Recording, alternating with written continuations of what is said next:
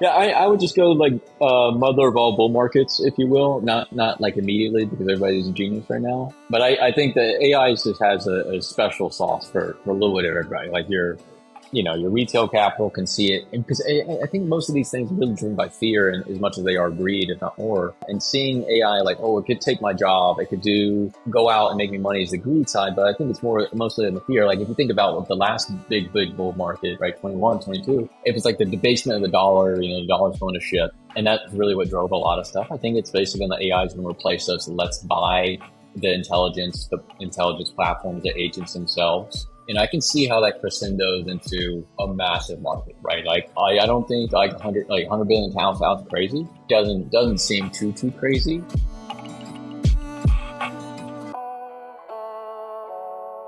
Hello, everybody. My name is Sunny. I am an enterprise research analyst here at Messari, otherwise known as DeFi Monk on Twitter. Welcome to our podcast series, where we'll be focusing on covering the 2024 Messari annual theses. And we'll do this sector by sector. I helped co-author some sections of the crypto and AI thesis section. So that's what we'll be discussing today. In the spirit of the holiday season, we've decided to bring back some of Messari's renowned alumni. And so we have here today Dustin Teander and Seth Bloomberg, both previous research analysts here at Messari. Seth, we'll start with you and then we'll go to Dustin. Just quick introduction and what you guys are working on now. Yeah, thanks, Sunny, for having me back. Good to see you. Yeah, so I was at Messari for about 3 years and covered a little bit of AI and crypto things while I was there. And yeah, since I've left, I've joined the Crucible Labs team, which is a validator on the Bittensor network. So helping them with the infrastructure side of things, but also on kind of subnet research and deciding how we ultimately want to set our allocations for talent missions on the network. Awesome, man. I'm Dustin. I used to be at Messari as well. We also kind of worked with Seth for a long time. Focused on a lot of stuff, AI, DeFi, and left earlier this year. Kind of found an AI agent sort of platform. General thesis there being AI is kind of connecting technology that changes how information is even just moved throughout our systems and everything, and specifically focusing on crypto. Like how can we aggregate all of the information out there and use agents to basically transmit everything around. The platform is called The Veld, and we're going to roll out some of our agent stuff here. Great. Yeah, no, I think both of you have been covering crypto and AI a lot longer than I have. But so excited to get into the discussion section of the pod. But just to kick things off, I'll briefly cover some of the main highlights of the AI and crypto section of our 2024 theses. And crypto and AI is really one of the upstart new sectors within crypto. I think if you look at the public markets, the total market cap of AI protocols grew from only just about 5 billion or so circulating market cap last year to over 50 billion in November. And of course, hundreds of millions of dollars in the private markets have been invested across the AI and crypto sector this year. And to highlight some of the bigger narrative trends that we saw in 2024, a lot of conversations around decentralized compute, which is helping to make homegrown model training more viable compared to alternative options, which is really just co-located centralized model training pioneered by mostly tech hyperscalers and large centralized players that have a ton of money to spend on capex. And the players that we've seen this year kind of enter this conversation are general decentralized compute, more deep-ish players like Akash and IONet, and also more AI-centric players like Jensen and Prime Intellect, really trying to focus on the AI part of decentralized compute and decentralized model training. Bittensor is, of course, the crypto and AI story of the year. It's the leading coordination platform, decentralized coordination platform for developing AI, and has certainly become crypto's proxy for what is possible in AI and crypto. There have been some noteworthy criticisms around Bittensor's subnet model, which we'll discuss a little bit later. But the protocol is basically the leader of the space. It's trading at a $12 billion plus FDV, and it's going to be transitioning into the dynamic TAO model to help address some of those concerns. And then, of course, at the end of the year, sort of in the late entry into the narrative cycle, are the AI agents. They've kind of become, the flavor of the month here in crypto, capturing just a ton of mindshare, specifically around agent KOLs and Twitter cult of personalities like Truth Terminal and ZeroBro. And that's also, drawn some focus onto AI simulation frameworks and platforms like Virtuals and Eliza. I think earlier in the year, we saw, AutoNolis and Wayfinder taking more of that attention. But all of the recent crop of agents that we've seen so far have been launched on new frameworks like virtuals. And so excited to see how that plays out going forward. And then, of course, the meme coins tied to these specific agents have really taken off. Looking forward into 2025 and beyond, we'll be watching Bittensor and Dynamic Tau. I think one of the things that we mentioned is whether the market decides to take more of a sum of the parts approach to valuing Bittensor in each of its subnets as these individual tokens roll out. And it remains to be seen whether Bittensor will be able to attract and retain top-level AI talent. I think that's kind of been the core discussion, the core hurdle for Bittensor to grow moving forward. For decentralized model training, we've seen Prime Intellect and News Research come out and publish new papers pioneering new concepts to make decentralized ML training more viable. And, Seth wrote a piece about how, it may be possible that we see decentralized training being adopted for both fine-tuning open source models, but also experimenting with smaller, more specialized models to compete with the frontier models that exist today. Or the AI agents has been kind of a deep clarification of the on-chain value proposition. Some of these tokens have been able to, or some of these agents have been able to launch tokens. They've been able to pay humans for services. We've been talking about all these things being far easier to do through crypto rails on-chain. And we think that with that in mind, we'll see more and more leading developers actually move to crypto to experiment with AI agents. The ease to drop a token, grow attention for your agent, and monetize it faster is, of course, a calling card as well. So that's something that we'll be watching out for. To kind of close things off here, I think open source AI versus closed source AI has been a big discussion, just broadly speaking. And crypto is showing, and I think we'll continue to see it show, that it will play a role on the open source side of that discussion. AI agents are mostly built off of open source AI. Players like Sentient have raised money to develop open source AI. Decentralized ML training makes it more viable. Bittensor has helped coordinate open source development. And so it appears likely that going into 2025 and beyond, we'll see crypto play a larger role within the open source side of that discussion. And so with that, let's get into the open discussion. I mean, I would hit on the big stuff, Seth, is a bit Bittensor bull. It's hard. Let's just talk about dynamic Tau and how that's going to change things. I'd want to probably break down the AI stack in general, like where do certain protocols fit and what layers are we most excited about? And then obviously the agent stuff, I would just probably do those three. The agent, obviously unbiased. A lot of interesting stuff there and happening a lot more recently than dynamic Tau and Bittensor. So that's probably on top of people's minds. That all sounds great. There's probably plenty to discuss within those like three broad topics. So we could be here all day funding Bittensor. Right. Watch out. All right. So I think a good place to start off here with both of you is really just clarifying what you guys think the actual intersection of crypto and AI really is. And so Seth, maybe I'll start with you and then we'll go to Dustin, since you've literally written a report titled The Intersection of Crypto and AI. But when you look at the AI sector broadly, what do you think crypto kind of fits in? It's a big question. So there's probably like different viewpoints to go at this question from. So like one is maybe like shorter term, one is maybe like longer term horizon. So, the way we've been thinking about it, at least like in the short term, is breaking down the AI stack and then thinking about how you can use the properties of crypto systems to build new companies or protocols in there. So you had mentioned earlier, like, I think like the more established ones are like compute protocols, right? So compute is obviously, in particular GPUs are a critical piece of AI infrastructure. So coordinating those across like different geographies, even like getting heterogeneous compute hooked up together is important for people that haven't had, access to these, to these pieces of hardware and infrastructure. So I think that's like broadly how I think about that. Maybe Dustin wants to go more into the stack itself, but I think that's like the short term. The way I think about it is like breaking down the AI stack, figuring out if there's like particular ways that crypto and the properties of crypto systems can enable new things or make things more efficient. And then like the longer term view, to me, it's sort of like how we think about like DeFi almost at this point. We don't really think about it as like crypto/finance anymore. It's like it's become much more integrated together. And it's like, there's this thing called DeFi. And I think at some point too, even with DeFi, like we're not even going to think of it as like DeFi, right? this is how you build financial systems and applications and financial services. And crypto is just like so intertwined. It's just like selecting a database or like some other piece of your stack because it makes sense for what you're building. So that's kind of how I think about that intersection. I think the compute side was the first stuff to grab a lot of people's attention. I think that's where a lot of people's heads go to initially. I don't know if I particularly think that is like kind of where the main intersections are going to lie.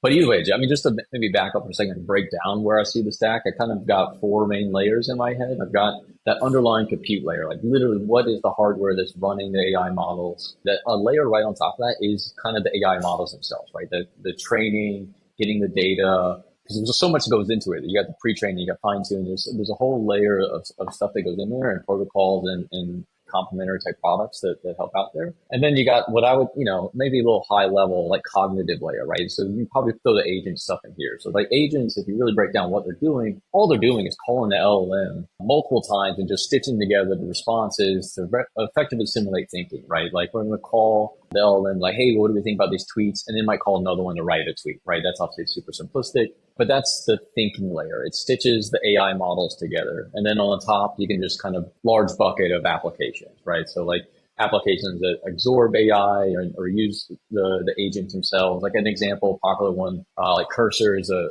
popular like, code editing tool. They've got an LLM, effectively agents plugged into the side that can read your code base and do tasks and stuff with you. It's like it's a product that people pay, $20 a month for. I see crypto plugging in everywhere there, right? Like I think initially we started off with like kind of like let's aggregate these underused compute resources, your PlayStation's GPU. I don't know if that's particularly where we're going to get a lot of value because like, AI has exploded, right? So it's made GPU costs, like you plot that's coming down over time, right? Because it's super competitive. So providers are basically heavily competing on price. I don't know how much margin are we really squeezing out by connecting all the PlayStations once you go through like the cost of acquisition and all these kind of things of getting users. I think most of the value is kind of, where Bittensor sits is kind of in that third layer, that model layer, and then agentic layer. Because what crypto in my mind is really good at doing is organizing disparate resources and having them all interoperate with like an incentive model effectively, right? So from creating AI models and doing the training, stuff like that, that's what I think Bittensor is really well geared towards is basically like deciding finding granular incentive mechanisms for a particular data set even, right? Let's get something super fine-tuned for crypto data. Let's get a model super great for image generation of this one particular sector. And then same thing with the agents, right? The agents got to stitch together a bunch of different tools to use, and they've got to work across different platforms and stuff like that. And the best part about having the crypto rails is you can incentivize people to write little blocks of code that works with the agents. Everything's effectively open source. So it starts to snowball each other as one person contributes, another person contributes. So these agents are going to get smarter and smarter over time. And as well as the protocols and stuff they use, they can pay each other. Like I don't have to pay Visa 30 cents, right, per transaction. I can just send Seth's robot $1 for doing a specialized process that it specializes in. So like once we get a huge network of agents and data and they're able to sort of effectively dynamically allocate what intelligence they want, right? What kind of specialized model, if my agent can hold some Bittensor and dynamically allocate that to different detail pools that have different specialized mechanisms for getting different models, like that's sexy, that's cool. And then maybe I think the application layer will largely look, because of just general web technology, is more traditional, right? But it absorbs the agents, it absorbs a lot of the intelligence created out. Long ramble there, but I see the biggest impact really in the agents and creating new models, and particularly the longer tail of models.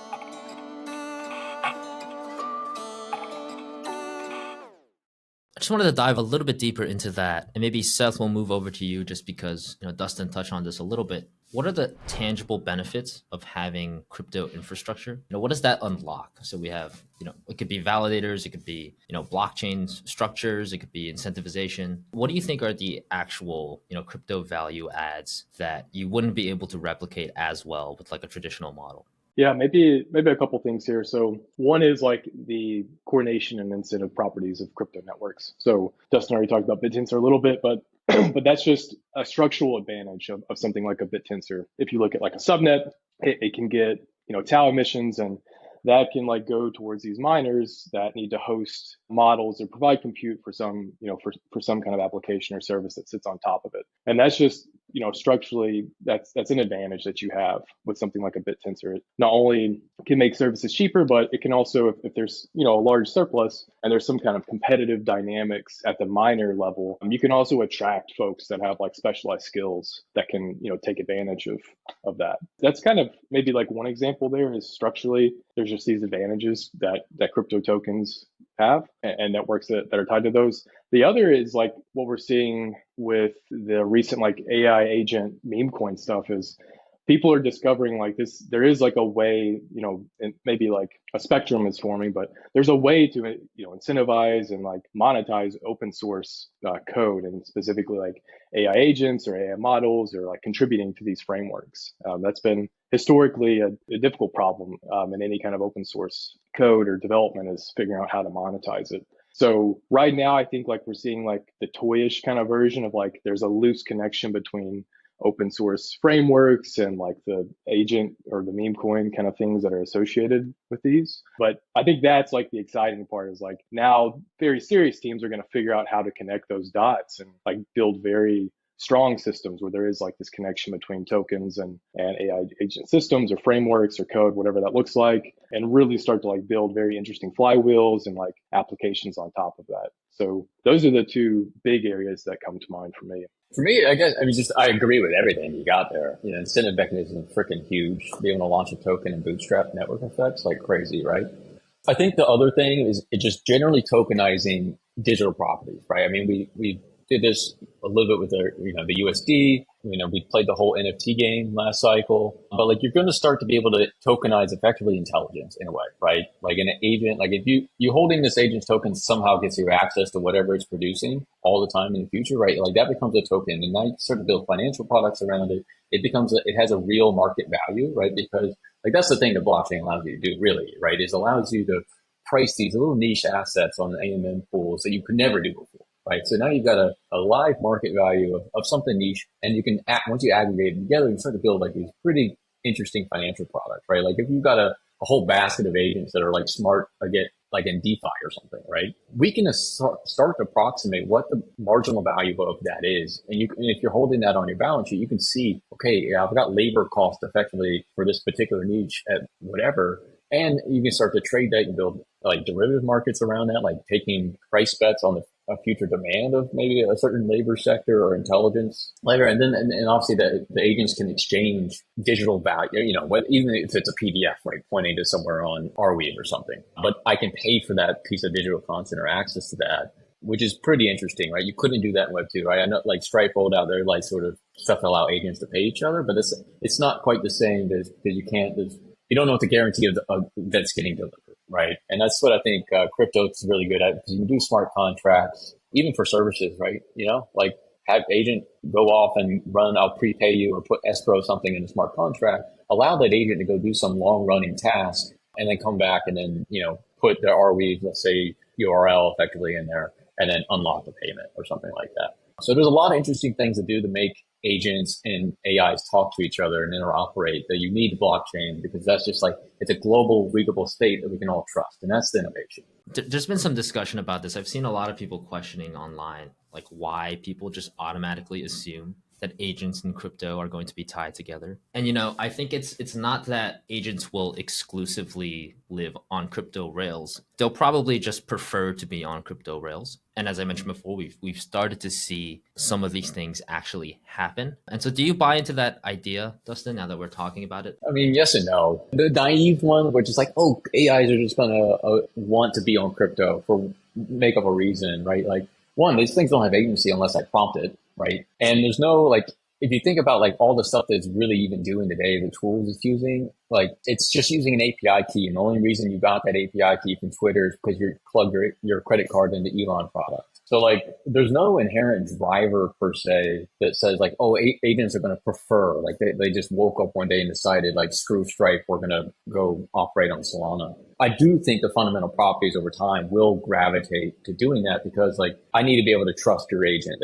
especially if it's going to go run off and do like this 10-minute process. I want to be able to pay for it. And you can have history connected to these things, so you can see the payment history on chain. You can see like some sort of like kind of credit scores and stuff. So like the analogous, right? Like if we were to do this outside of crypto, everything would pretty much have to be on the same platform, right? Everything would have to be, and we would get back to that Web2 sort of like super value capture, and then bam, like, like it's, you're working in a monopoly again. I think the only way to really avoid that, to kind of have these multi-platform type situations that are with agents allowed to talk to each other using different models and all sorts of stuff, is really to use crypto. And I think over time we'll definitely get there because, like, I mean, just the human species alone, right, is like we all the value is kind of in the uniqueness and in the kind of like doing things a little bit better. So if you can have the discovery mechanisms and the payment mechanisms and stuff all on chain, I think that's going to be favored over time. Like, I think Bittensor is a great example of how you could get there, right? If the agents are like able to like constantly incentivize like and fine tune their own specific model or something that's hosted on like, through a Bittensor subnet, like that's pretty interesting. And that's divergent from the sort of like one size fits all model, the OpenAI and Anthropics of the world. So I generally think we're going to look more like Star Wars clone, like not clones, but like more of the droids. They got their own personalities and stuff. And like, that's where a little bit more of the value is versus, the clone armies of AI agents. Yeah, I tend to agree. Like, I don't know, maybe the Star Wars analogies, I don't know, those are pretty good. But yeah, like just from the platform perspective, having like a single source of truth that tells you how good if Dustin's built agents, right? And you can start to embed reputation and identity, like all the stuff that we've talked about with blockchains and that type of technology forever. That's when it really starts to shine, are these like autonomous things that just run and they do work and they start to live on it like the single platform. And the platforms just happen to be open, to where anyone can read and write to them. And as like an agent, that's also like, that's something I want. I want to be on like a very global, permissionless like platform where people can, pick me up and I can interact, on that type of scale. Whereas like Dustin was saying, if you like move to the Web2 world, you're that's a limiting factor is your platform that you're tied into. And then people have to trust, the database that's telling them how good this agent is at something and the reputation and how well it's worked. And you just kind of move back into this Web2 world, and we know there's a lot of things broken with reputation, identity, and how gameable that can be. So yeah, I think that's how I think of these things too, and like why they're going to prefer crypto. Of course, like crypto payments from like stablecoin and like using the rails, that's almost, I would say it's not quite as important as like the identity reputation that comes with being on a blockchain. Yeah, no, it's not going to be the agents themselves revolting and choosing to move on chain. I think it's more so the developers kind of looking at the trade-offs of building on chain versus off chain and kind of recognizing over time that the value proposition of building on chain is just stronger.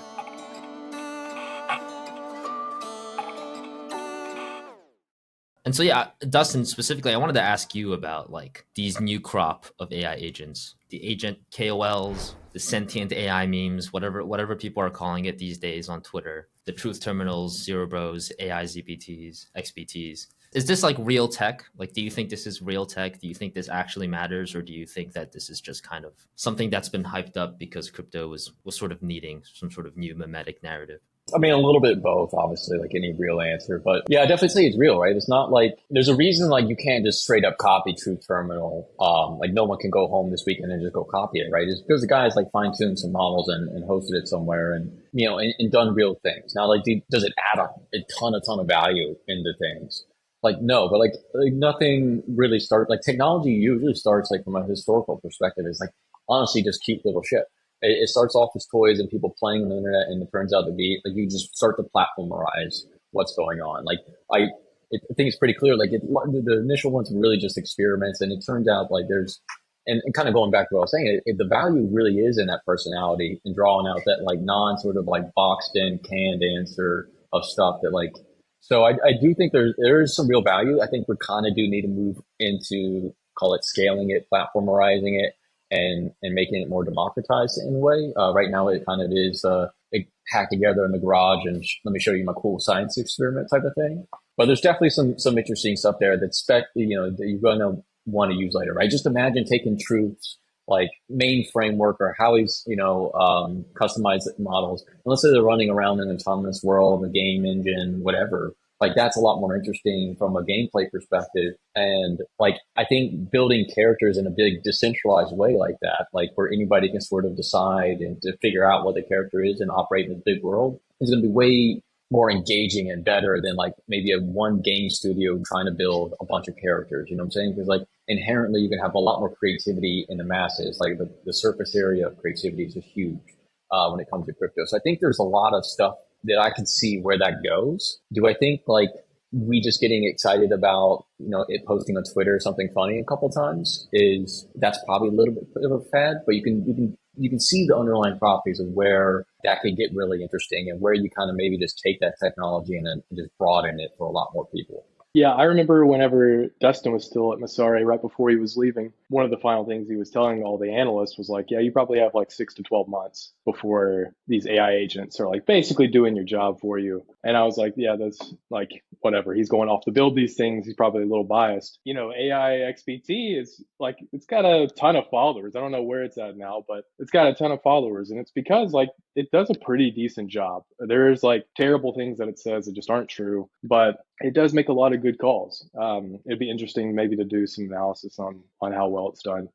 But so yeah, I mean, I think like there's interesting tech behind that. I just, like Dustin was saying with Go or like Truth Terminal, like you can't just like go copy that right away. Like AI XBT probably has some very nice data pipeline set up and like particular models and lots of work put behind it to do what it's doing. Like it obviously has very dialed in knowledge of crypto. So yeah, I definitely think there's real tech there. And like going back to the toy comment, Dustin was saying, like, I think AI like 16Z is a perfect example of like, let's get it out there. Let's just get something out there for people to play with. And if people find it exciting and like motivating, they're going to contribute to it. And that's why you've seen it just like take off, you know, in like GitHub virality. So while there's like, you know, maybe like some parts that aren't too interesting or super novel or super sophisticated right now, that's just going to change, especially as like it continues like this flywheel of like a loosely connected coin to it. And you know, more eyeballs get attracted to it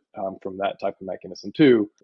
More people are going to try to contribute to it. I'm curious, Dustin, since you've looked into, you know, Autonomous and you've written reports about Wayfinder, some of these other AI agent protocols slash platforms, why you think Virtuals and Eliza and some of the platforms that are kind of taking the attention now, why they've taken off and kind of become the base for some of these new agents. Any reason in particular you think? I mean, they're live. I mean, they're live. I mean, I know Olas has had some stuff out there. Yeah, I mean, having something that people can touch. I mean, if you break down kind of like what the appeal is, most mass products are in a way consumery products, right? So the virtuals especially, right? All of them is like it gave a surface area for people to engage with, right? Twitter, I think, was kind of the big, where they had good tweets and stuff.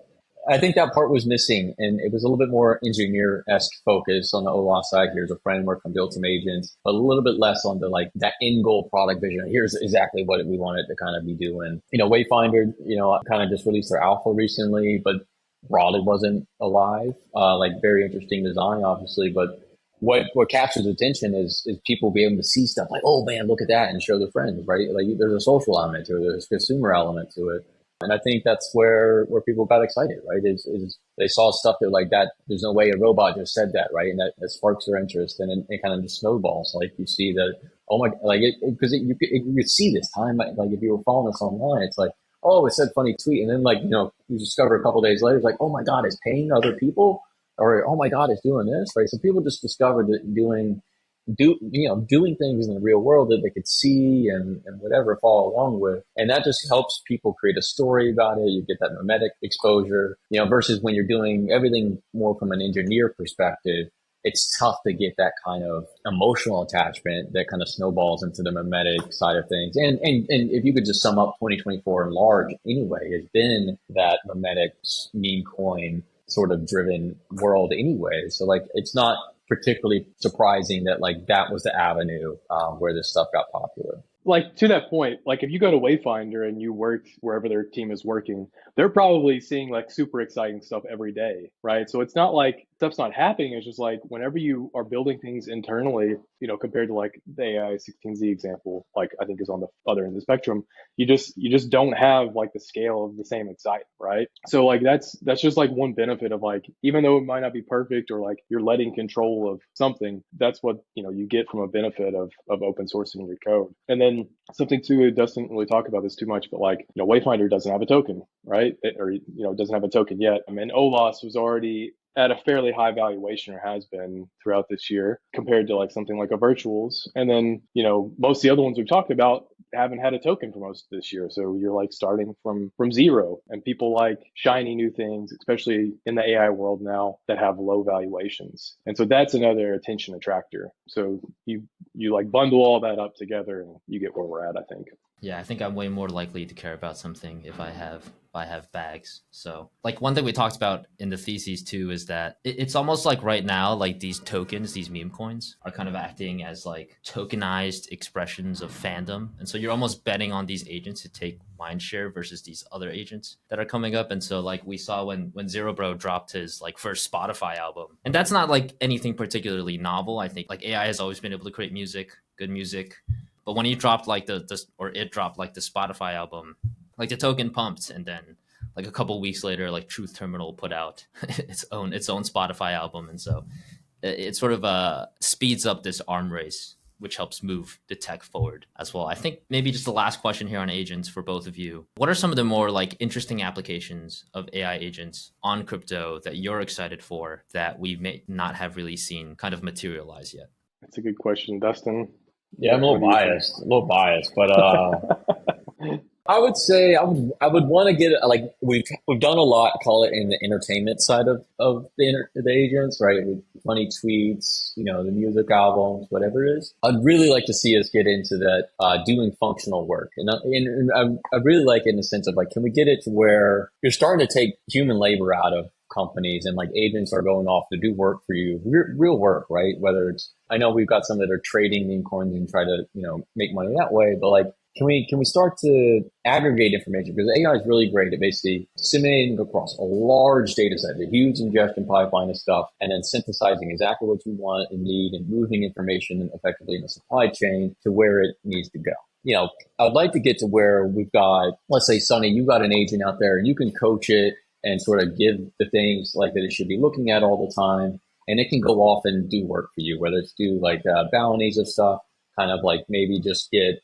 subscription products to kind of like give your intelligence to other agents effectively, like other agents subscribing to your agent, which is effectively just a subscription to you, right? And the stuff that you do, right? Because to me, that really changes the way that we do work broadly, if that makes sense. Like you think what the traditional like Fortune 500 job is right now is you go onto Outlook, you answer some emails, you put your information into the PowerPoint, you update your Excel. And all what you're really doing is reading that feed of information, knowing what's in your head. You go get your files out of SharePoint. You're basically just moving blocks of intelligence and giving your opinion of stuff. But you got to be online to do that, right? You got to be like sitting in front of the computer and like if your boss emails you, email them back, Slack them back, whatever it is. I think we can start to change the nature of work to be pretty async. Like if you can like start to get your opinion about everything documented and transcribed and owned by and operating into your agent, and it can like effectively just work for you while you're off doing something. I think that would be pretty interesting and actually do real work, right? Like I'm not talking just bullshit or go make a song, even though it's cool, but like can we start to get like productive capital effectively out there in workforce with the agents? I think that's where the real nut is. I think that you crack that nut, that's people, it becomes less of that toy. Oh, cute, the crypto bros got some, AI meme coins or whatever it is. It's like, oh shit, like we've raised hundreds of millions of dollars and we haven't done that. Like that's where you need to get to. And I think having the long tail models within crypto is a great place to maybe crack that nut. I think having that long tail exposure, like of open source code and incentives to contribute into it, where you can start to grow that stuff a lot faster than you can in like a single office in SF, right? And I think that's where the bet is. I think that's what I'm probably most excited about is people trying to do productive things. So for crypto specifically, like what are some productive things? Is it just like making money, like trading, yield farming? A little bit, but if you take thesis that you're going to tokenize more things, right? So if you presume that most digital infrastructure gets tokenized in a way, both like literally through the files themselves, right? There's a tokenized representation of those. You got also the tokenized representation of services work. Even like you take Bittensor as an example of that, right? Where if I can acquire this detail token and that sort of like grants me access to inference capabilities over time, or like effectively fine tuning capabilities over time, and I hold that, that's me effectively of, like paying them for their services. So like in a way that does it look like trading tokens? Yes. But like if you're trading access to like work tokens, like, like I think that's normal. And that's like how everything should work. Because like you need to be able to tokenize and value those digital properties. You need to tokenize and value your services. And tokens are the connecting tissue, the connecting infrastructure for all of that. So yes, does it look like trading tokens? Absolutely. But what's underneath of those tokens and what those tokens grant you is where the magic sauce is. I think that's where we really need to get to. Seth, go ahead. You can say something. Yeah, just to like add on to that. So like within the Bittensor world, we've talked to a couple teams that are like thinking along these lines. And there's a bunch of problems in Bittensor, but like one is just like core tooling and infrastructure for teams that are building subnets, running miners, and running validators. There's a lot of like missing tools and gaps, but also just like there's teams that have figured this stuff out and they have knowledge of how to do this stuff properly. So if you could like build a model like a software engineer, basically, right? That's an AI agent that could like simply start out by doing like very simple pull requests to like help subnet owners get their subnets running, help them build their miners, their validator, like help them design incentive mechanisms. There's like a bunch of like deep knowledge stuck in like a few minds of Bittensor. So if you could like start to get that into like the software layer, basically, you could start with very simple things, like with an agent that can like, add simple code to simple, PRs or repos. But eventually you get, to where like Dustin's saying, that thing becomes very powerful, understands incentive mechanism design, how to build subnets. You could tokenize that basically, and you can use tokens to access it and kind of like a bandwidth model, right? So yeah, that's an interesting area that I think there's probably a few teams working on that right now.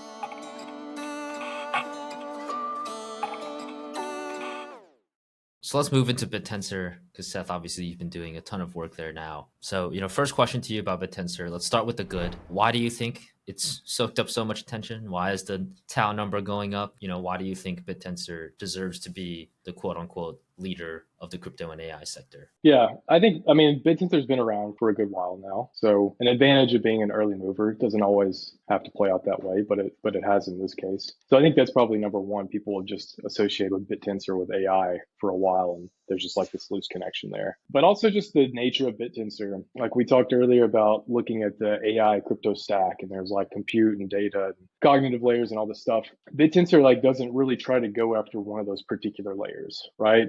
Like Sami Kassab, who also worked at Messari, like he has this visual where it's like, he breaks down the stack and it's like all these companies and protocols at individual layers, and like Bittensor just like spans the whole stack. So really, like if you zoom out of Bittensor, it's just an incentive mechanism, for people to build things on these subnets. And it doesn't even necessarily have to be AI related, but that's what people have found it to be useful for. So I think that's like probably two things there. It's, it's been early and it's got a very strong incentive structure for people to build open source software on top of. And that's attracted some group of AI folks. So, I think there's probably like an initial period where people realized like how much US dollar value was like basically subsidizing these subnets, right? And it's not chump change, right? So if you have a skill set and you have some free time, like if you're working at one of those corporate jobs where you're just answering emails a few hours a week, and you have skills, you can come to Bittensor and monetize those. Another part of the community there, which is quite a bit different than like what you find in other crypto focused communities, is there's a lot of just AI focused people that don't, maybe not even enjoy some parts of the crypto world, especially like the more degenerate side of things. And for a lot of people, that's refreshing. Try to use crypto in a very specific scoped model to help build open source, AI software. So I think that's kind of like the third thing is to the first two, it's attracted a good group of people interested in building AI systems, kind of like up and down the stack and figuring out how to make that work in an open source world. And then I think let's dive into maybe just the primary concern for Bittensor, which is sort of this mismatch between Bittensor and Tau, and then all of its different subnets, which are each doing their own different things. They have their own incentives. There's no revenue share between the two. There's nothing keeping talent from leaving from any of these subnets. And so these are sort of things that have been thrown at Bittensor as major concerns. So I guess for both of you, like Dustin and Seth, on a scale of like extremely concerning, might kill the protocol, to like these are probably pretty addressable. Like where do you think these complaints fall? maybe start with Dustin, and I'll push back if he says anything that's too out of line for me. Yeah, normally I love to love some good FUD. But no, in this case, I don't. I don't think anything's protocol killing. There are obviously things that you can develop around it. If you think detail is super sexy, like the token thing. I mean, what's your other option? What are you going to go raise a fat round from VCs, and then the problem you have with that, right? Like if you were to, let's say, be sub DAO versus go launch my own token, you got to be damn good at what you do, because like in order for you to really sell your token, you need a market for it. You need to create a market for it. You need to create a lot of interest for it, and there's a huge go to market basically risk there, right? Because if you don't create a market for it, you're never going to sell the damn thing and effectively raise what you need to raise and be operational. I think it's what Bittensor, like particularly in this like sub DAO model, are particularly good at, right? Like you're the token that's got to absorb effectively the sell pressure of everything is Tau, and that thing's priced in the billions, right? So like if you're a middle market, even high-ish market protocol, like that can absorb a lot of flows for you. So you don't need to worry about effectively like launching a token and then like what the hell do I do with the damn thing and get markets for it. Like you can actually just focus on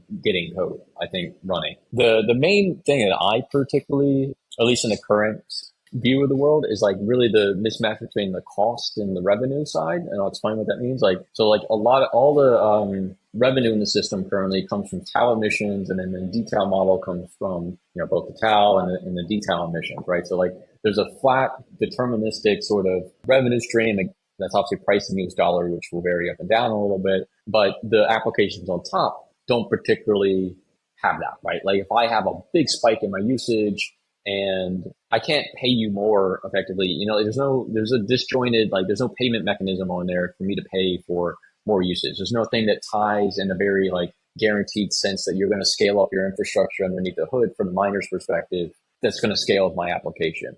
And also in general, like I don't know how production grade a lot of the stuff is, right? Like even the fancy, some of the Web2 stuff, like, hey, come use our super fast llama model or whatever it is. Like it looks good. It tests well, but like you go to sit there and you're like, what, you got 500 tokens a minute or something, crazy low limits on stuff. You got a 10,000 contacts limit, whatever it is. So like, I don't know, like, is the infrastructure going to be ready for, like, call it running production workloads of inferencing and training? I think you can definitely get there on some of the stuff. I don't know about everything, right? I don't think you can totally wipe out an open AI or whatever. I think most of the value, in my opinion, is on the long tail of models and customizing it, and like having even agents having like autonomous ability to sort of allocate into different detail pools and really treat it like a unit of work, right? It's like, it's basically buying services. It's like, if you can have it code up the incentive mechanism and say like, hey, this is what I want you to do, work on this and deliver stuff in this format, and I'll check it like this. You just run the code and you'll get paid. Like if the agents can define services contracts like that, that's pretty sexy. And I think like that's where we need to get to. We're obviously just not there yet. But it's by far the best protocol, I think, or at least the closest one to something like that. And then the agents, don't have to worry about starting your own token per se, because the Tau token like kind of allows you to bootstrap a lot of that. You don't need to start your own network and all that kind of nonsense. Yeah, I think a lot of that's fair. Maybe like to go through a couple points there. As far as like the production readiness of some of the infrastructure, I think that's probably true for like the majority of these subnets. And there is like almost a bifurcation between subnets. Some are just like, especially right now, they're more like R&D labs, right? They're not even thinking about like, how do I productionize this? Like, how do I commercialize it? How do I let validators like think about how to build applications? Like, we're just trying to like do some very fundamental R&D and use Tau incentives and emissions to fund that ourselves. So that's like one thing to note. But for the ones that are trying to be more service oriented, what I've found like kind of interesting talking to some of these people is that a lot of them that are subnet owners like got started by like having an idea of like, this is what we want to build, or like, this is the thing that we want to do on the infrastructure side. And they come from the AI world. And then what you end up finding is that as a subnet owner, you need to be more focused on like the game theoretic design. Like Bittensor, like if you talk to the Bittensor crowd, it is very adversarial. Like as soon as you start a subnet, the miners, you can't think idealistically. Like if there's something wrong with your incentive design and your subnet can get wrecked, you have to assume miners are going to wreck you and take all the Tau that's coming to the subnet, and then it's going to get a bad reputation, and you're not going to be able to come back from that. A good miner might help you out and tell you like, hey, this is broken. This is how I think you could fix it. But that's what you might find is like a subnet owner is you need to your mind needs to be totally into the game theory and how to make sure validators are doing what you want them to do and miners are doing what you want them to do. And that's, I think people find that's a much more difficult problem than what you might think on the surface. So it takes a lot of thinking and like time and iteration. Stuff breaks all the time, especially with new subnets. So that's like one thing I think that might slow the progress down a little bit of like, people looking at on the outside in, and also just like very ambitious teams kind of find that as well. And then also to your point, Dustin, on like the kind of like looseness or like maybe non-existent connection between like application revenue outside of Bittensor and like miners deep down the stack. I think that's true. I think there's ways that teams are trying to get around this by like, miners kind of prioritizing validators that have larger stake in Tau, which, through that larger stake and kind of like viewing it as like a bandwidth constraint, almost like stake weighted quality of service on Solana, like that kind of concept, you can start to gain more emissions to your subnet. And as a miner, that just means more income to you as well. So there's ways to like loosely connect these things, but from like a very protocol, smart contract, automated perspective, it is still like very loose. Like there's another subnet that's like monetizing at the application layer through a front end, and they're doing like a revenue share across validators based on their stake. And that's great, but there's nothing that defines that within the protocol, right? It's just because this subnet owner is choosing to model their subnet this way. So there's a lot of work I still think that needs to go into that. So I'll give you that point as well.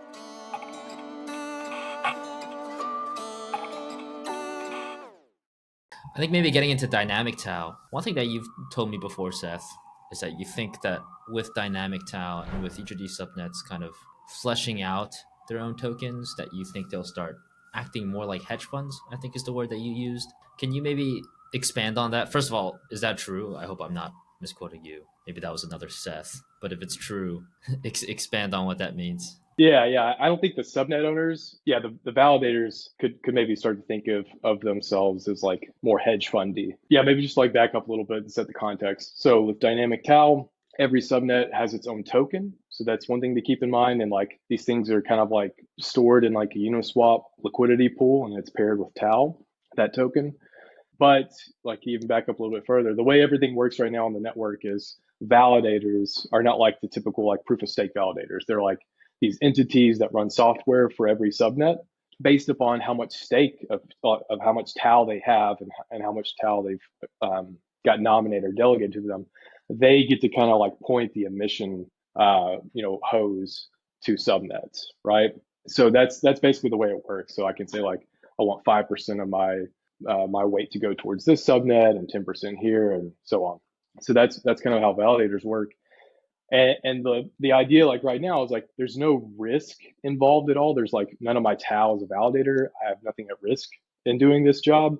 But also there's no way for like the market to penalize me if I make a bad allocation, right? If Dustin has a very poor subnet that doesn't produce a very valuable commodity, but I like Dustin, so I just give him 5% allocation. There's nothing that like slaps me from a market perspective that says that's bad. Like Bittensor doesn't need what he's producing. That's bad. So that's what dynamic Tau is trying to change, is like how emissions are directed on the network and remove it from like this kind of validator entity directing everything based on how they feel about things to like more of a market-based approach. So yeah, that's the idea behind dynamic Tau. And as far as validators are concerned, now they do have some risk, because if you want to do work as a validator on a subnet, you have to take your Tau and swap it into this subnet token. And if you're familiar with like Uniswap v2 or Uniswap pools, that original Tau that you swapped into that dynamic Tau token, that 1,000 Tau, say, if you go to swap back out later down the road, that you might not get 1,000 Tau, it might be priced less. So there's this very explicit risk now in doing work on a subnet and participating as a validator. So you need to think about liquidity and like which subnets you think are valuable in some sense of the word. Yeah, and so I think it mirrors a lot of the way like a fund or like a liquid fund could historically, or like, especially from an on-chain perspective, works. Dustin, are you a fan of dynamic Tau? Yeah, I mean, it's an upgrade over the kind of the plutocratic system you have right now, where it's like it's really tough for the towel to change hands, and because it kind of market based, but not really right now, right? Where it's like the towel is this voting weighting machine, right? Where like if you weight down the scale more, it gets more of the emissions. But there's no, its system doesn't incentivize future growth effectively. So you need to have a little more risk on the line. So I definitely like it, and it really opens up the number of pools. I think it's fixed at like what 64. It grows a lot. I don't know how many sub DAOs or whatever there are right now, Seth. It's in the 60s, yeah. Yeah, 60s. Yeah. So like if you can open up that number a lot, right, and make it a lot more permissionless, particularly as the agents start writing a little bit more of the code and the tooling. I think the tooling's probably got to get a lot better in that ecosystem, for everybody to operate a little faster. But that the long tail of stuff, I think, is probably the most interesting to me. You can open up that number of who can get the emissions and stuff a little bit more. Anybody can create tokens, right? It becomes a lot more like permissionless, and that's where the innovation really is, right? Like we've seen it, right? We were talking about the agent stuff earlier, right? Like some guy literally just goes off and fine tunes a model and starts posting cool shit on Twitter. Like that's what got people excited. You need to have the barriers to entry, maybe not too low, right? That you don't want to have like pump and dump type stuff, but like lower than whatever it is, $1 million or whatever it is to start a subnet right now, just because that opens up the innovation and allows people to experiment with the incentive mechanism. Because it's like as Seth was getting at, right?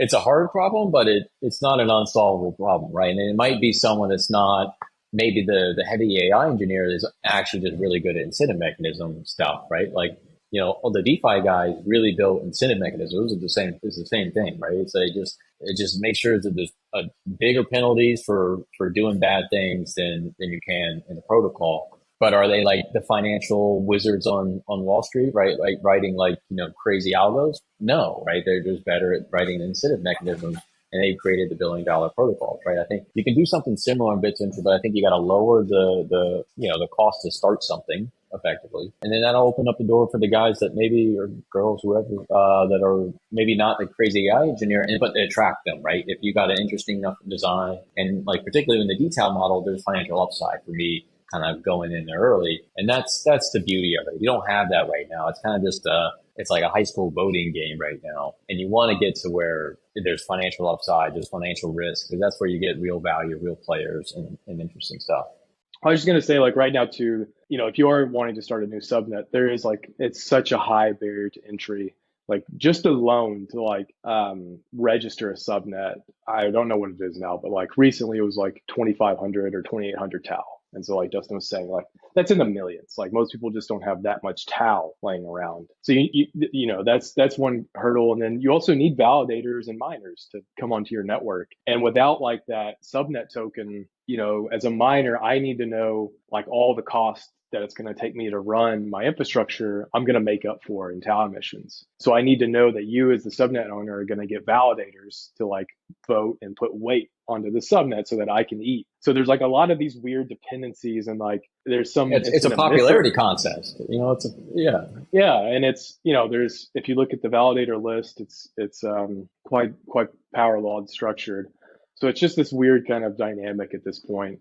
And then once dynamic TAL comes, which is still under development, but I think it'll drastically reduce the costs to spin up a subnet. But it will also, like on the other side of there's also clear financial upside for miners, for example, to join a subnet early and start doing work for them. And it also changes how subnet owners have to think about things, right? They don't just need to go to validators now to get weights. They really need to like market themselves like any other kind of protocol would do on crypto. So lots of interesting stuff that'll come.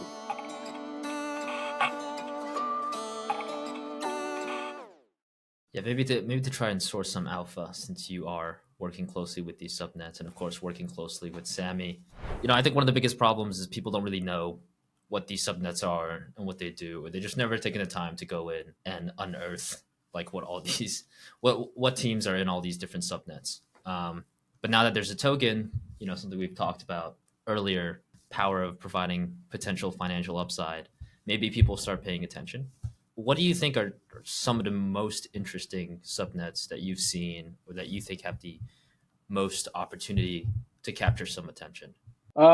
Maybe like I'll pick a couple out here. One that's like, or a couple that are more in the R&D camp, like the deep R&D camp that I was referring to earlier, and then ones that are more like trying to be service oriented yesterday and get customers. So like on the R&D side, there's a couple subnets that are working on building distributed training frameworks. So like you've mentioned News Research and Prime Intellect, and even Jensen, like these guys have attracted a lot of attention because they are building, decentralized training networks, which from an open source model development perspective, that's like the very foundation pillar that you need to develop these things. You need some way to orchestrate computers, GPUs to do work. So there's a couple of those subnets. It's subnet 3 and 38. So if you go to talpil.ai, which is a great website, Sammy built with some other folks, you can find links to those subnets there if you want to see those. So those are like distributed training subnets, very early. I think they were registered in like September and October this year. So like just getting started. But those two are pretty exciting to me. And then maybe like further into like the service kind of ready model. So like subnet 4 is Targon. So they've done a lot of work on just like building out a lot of the tooling that subnets need, which, I think everyone in the ecosystem is thankful for, but also just in particular for their subnet, their miners host all kinds of different models, and they're open source models. There's all kinds of different models that they host on the back end.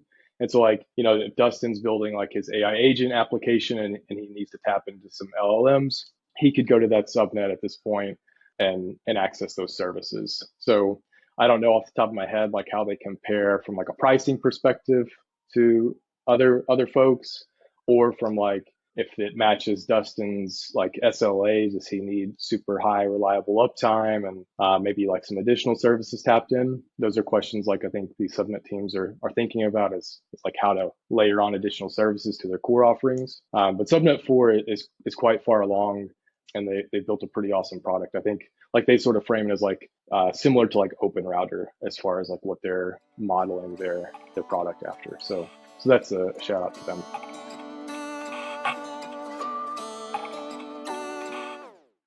Last question here. We have a looking forward section of our theses. So I guess looking ahead to 2025 and beyond, if you want to theorize on what happens afterwards, what are some of your predictions, maybe some hot takes for what you think will happen in crypto and AI? We get some kind of like big AI lab or big AI company, or like even just, someone big in the AI world. Maybe it's like AI adjacent. They have some announcement where they're either like launching their own network or tapping into like an existing network. And, they have like a very clearly defined reasoning and framework for why they're doing this and why crypto enables something that is missing from their platform or their company. That seems like it should be pretty close on the horizon. So I would expect that like in 2025. So maybe that's one thing. Maybe like another, I think a lot of these distributed training teams, like within Bittensor and also Prime Intellect and some of these others, they're really focused on like scaling up their model size. And then I think the next thing will be actually like post-training and like fine-tuning and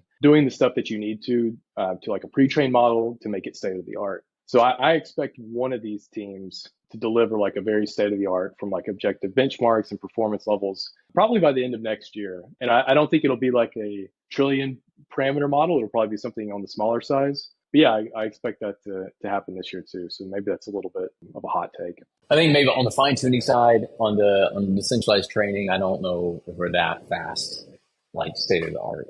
Yeah, I would just go like mother of all bull markets, if you will, not like immediately because everybody's a genius right now. But I think that AI just has a special sauce for a little bit of everybody. Like your retail capital can see it, because I think most of these things are really driven by fear, and as much as they are greed, if not more. And seeing AI like, oh, it could take my job, it could go out and make me money is the greed side, but I think it's mostly in the fear. Like if you think about what the last big bull market, right, 21, 22, it was like the debasement of the dollar, the dollar's going to shit. And that's really what drove a lot of stuff. I think it's basically the AI is going to replace us. Let's buy the intelligence platforms, the agents themselves. And I can see how that crescendos into a massive market, right? Like I don't think like 100 billion counts sounds crazy. Doesn't seem too crazy. I think like, some of those agent platforms, like you saw last cycle, Uniswap, whatever is it, 20, 30, 40, whatever, crazy numbers, Aave, et cetera. Like, and it collectively, like, you have big numbers in TVL, but it's a lot of like kind of its own platform tokens growing that number. So like from an ejected users, like you do some like users, like probably got like a few thousand people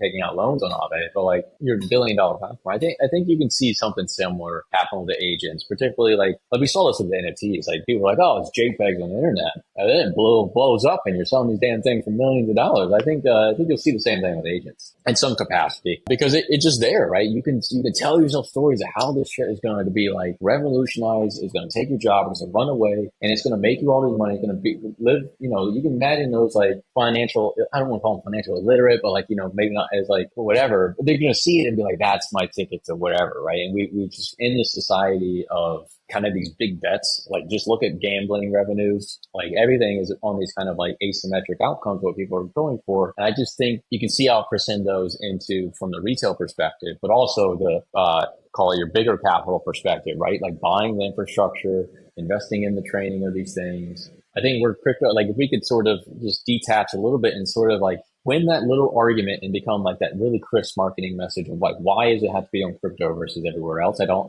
think we're there yet. Even within crypto, I don't think we even have the answer. But if you know, we get across that hurdle, I think it's, you know, off the walls. Like if we get decentralized training and it's just operating faster, we're doing very niche models hosted all around the world, and it's doing cooler stuff. It's releasing faster than OpenAI can, particularly with regulations. It's in the EU because they're blocking damn everything, right? Like you can start to see like how crypto incentives are making us move really, really fast, faster than you can as a centralized company, both from the call it the model side, but even on the agent productivity side, where that just people like lose their shit, and we're at 100 billion tau or whatever it is, pick your platform. I don't think all the platforms that will succeed. I think you'll have like someone obviously that launches like Q1 be one of the better performers. I think the thing you need to remember is that AI allows you to code fast as living hell now, right? Like you used to have like this like 9-ish month development cycle from like idea to product for the most part. You can go super fast. You can change, you can iterate, you can launch your Spotify album, whatever the hell it is, in a matter of weeks. And I think like you should just re-rate how fast you think stuff can come out. But yeah, I would say probably 2025, just big blow up the top and retire, go home, live on an island, provided you sell, obviously. Because it'll be a lot of bullshit. It'll be the same story as always. Euphoria, change the world, bullshit under the hood for some of this stuff. Don't be wrong, there's gonna be some real tech and real players in there. But like with any technology that's open like that, you're gonna have the incentives are there for bullshit. And you know, it'll happen. Yeah, there's no emotional ceiling for AI. Are you backing any of these agent tokens? Is there one that you like in particular? Right now, no.